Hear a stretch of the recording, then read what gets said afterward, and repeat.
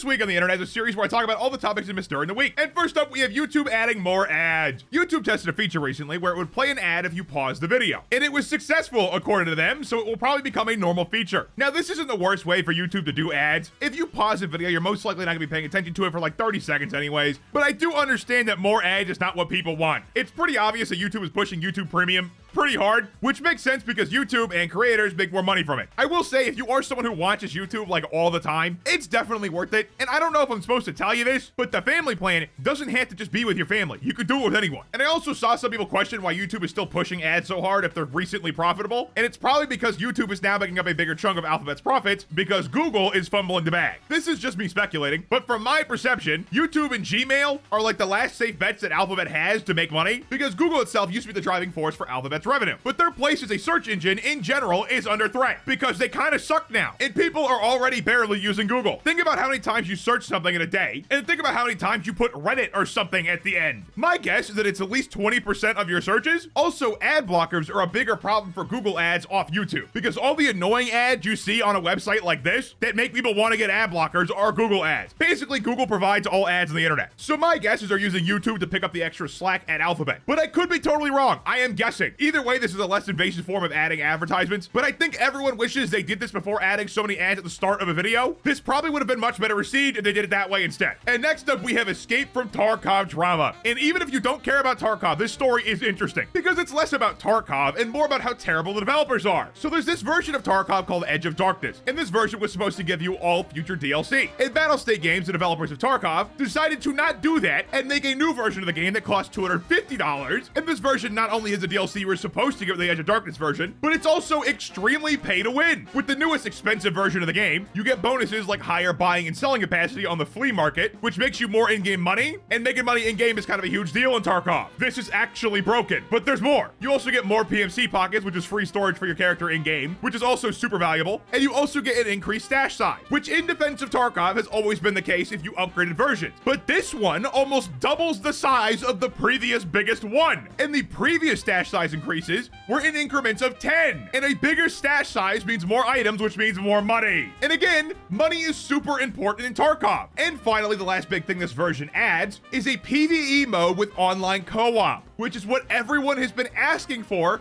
a long time. The problem with all this is it's all paywall behind the new expensive version. And a lot of this stuff was supposed to go to the Edge of Darkness version that people already paid for, because the Edge of Darkness version says you get all future DLC. And clearly, that was a lie. But not if you're Battlestate Games, because Battlestate Games insist that a PvE game mode is a feature, not a DLC. But let's be honest, it's a DLC. You have to download it, don't ya? Battlestate Games has always had this weird disdain for their player base, even though they put up with a dog shit buggy game for almost a decade at this point. This game has every type of bug you can think of and then some. The audio doesn't work majority of the time. The game has visual bugs constantly. The AI shoots you for no reason. And the matchmaking takes forever for no reason. And on top of that, there's cheaters everywhere in the game. It just has a lot of issues. And people have dealt with this because they like the game. So to make this terrible version of the game after people have put up with your terrible development for years is really insulting. And there's this competitor called Arena Breakout, and obviously they're trying to capitalize on the situation. So they tweeted this about, like homeless extraction shooter players who want to play a game come to our game, which is fine. It makes sense. If Battlestate Games is gonna fumble the bag, you should pick it up. But Battlestate Games responded calling them a copycat. And honestly, I don't care, Battlestate Games. They're doing a better job than you are. Obviously, if I had two choices for a game, I'm gonna go with the one that doesn't kick me in the balls. But thankfully, Tarkov players are actually pissed and doing things that are a problem for Battlestate Games. For example, they're considering a class action lawsuit, which I think is a good idea. They did just kind of blatantly lie, in my opinion, about getting future DLC, and the Discord is also spamming this message, and they've been doing it for days at this point, which is good. But Battlestate Games should actually fix their game, and until they do, everyone should stop playing, especially since Battlestate Games' solution to appeasing players was offering temporary bonus content for the Edge of Darkness edition. Like, sorry for screwing you over and not giving the DLC that you paid for already. Instead, you can have it for 6 months, and we'll give you priority access for queuing in-game for 6 months. Yeah, that's not a slap in the face at all. People are pissed they're not getting DLC. and their solution was to give it to them for 6 months. That's insane. And while I was editing this video, they responded again and doubled down that the game mode is not DLC, when we all know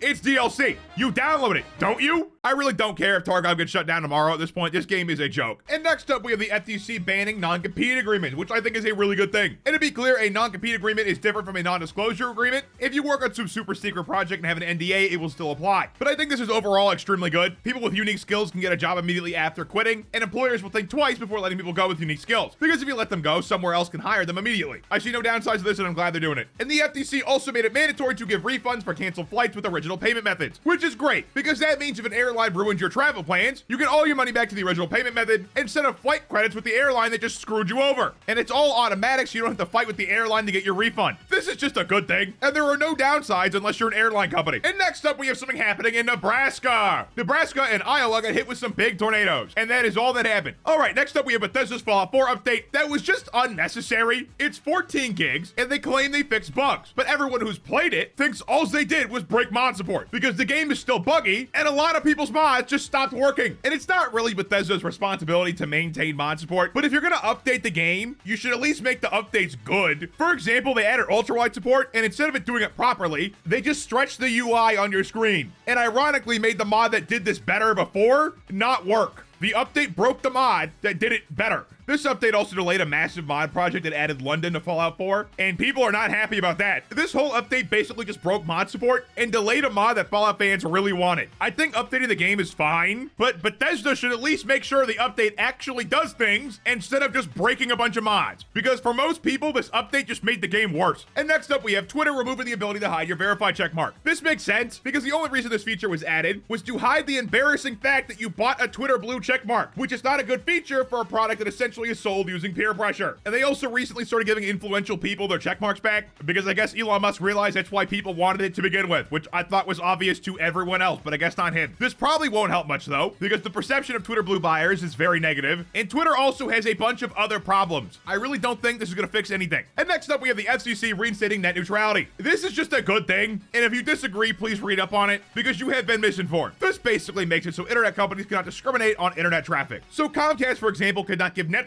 priority over any other website, even if Netflix pays for it, which is a good thing. I think this is a super important rule to leave in place. If you go down the slippery slope of allowing it, you end up like South Korea, which charges every foreign company way more to operate within their borders than their own companies. It's not good for competition, because every company based in South Korea has a way better deal. So I hope the US just leaves it this time and doesn't overturn it again, because that was dumb. And next up, we have Manorlords, which has released and is currently sitting at 90% positive on Steam, and I am happy this game finally came out. I played it for like 20 minutes, and then I had to make this video. It's good based off the 20 minutes of gameplay I have. It's $40 MSRP, but it's currently on sale for $30. And if you live in a country with region-based pricing, this game does have that, but I do know that's the reason why they didn't release the price until the game came out. They didn't want to confuse people in different countries. But I will be playing this game when this video is done, and if you're watching this video close to when it came out, I'm probably playing this game. Oh, also, subscribe down below while you're at it, and like the video if you enjoyed it. And you can also leave a comment, tell me what you think down below. And that's pretty much it. That's been the weekly recap. Have a good one. Oh, and click the answer to check out more of my videos. Thank you, and goodbye.